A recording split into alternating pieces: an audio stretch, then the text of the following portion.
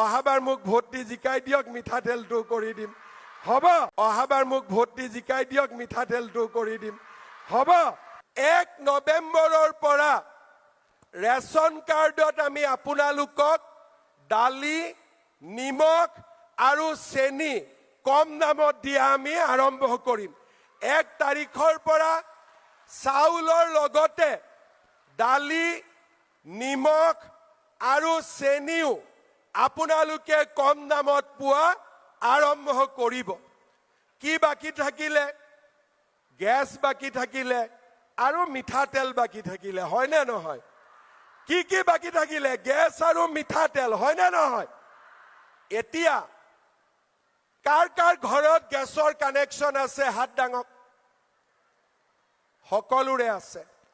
এতিয়া আমি যে আপোনালোকক গেছৰ ফৰ্মখন দিছিলো, ফিল-আপ কৰিলে নে নাই আপোনালোকে?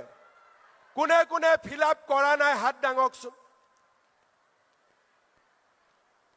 ঠিক আছে, আপোনালোকে আমাক গেছৰ ফৰ্মখন ফিল-আপ কৰি দিয়ক। তেতিয়া কি হ'ব? যেতিয়া আপোনালোকে গেছ কিনিব, আপোনালোকৰ বেংক একাউণ্টত মই আৰু 250 টকা পুটুক কৰি দি দিম। হ'ব, 950 টকা গেছৰ দাম, 250 টকা চৰকাৰে দিলে 700 টকা হ'ব।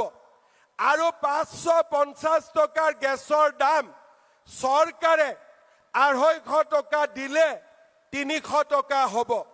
সেইকাৰণে মই আপোনালোকক অনুৰোধ কৰিম, গেছৰ প্ৰপত্ৰখন অতি সোনকালে আপোনালোকে আমাক পূৰণ কৰি দিয়ক, যাতে আমি সোনকালে গেছৰ পইচাও আপোনালোকক দিব আৰম্ভ কৰিব পাৰোঁ।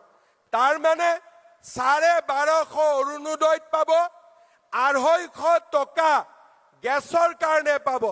কিমান হ'ল তেতিয়াহ'লে? দুইটা যোগ কৰিলে কিমান হ'ল? 1500 হ'ল, হয়নে নহয়? এতিয়া বাকী থাকিলে মিঠাতেলটো। অহাবাৰ মোক ভোট দি জিকাই দিয়ক, মিঠাতেলটো কৰি দিম।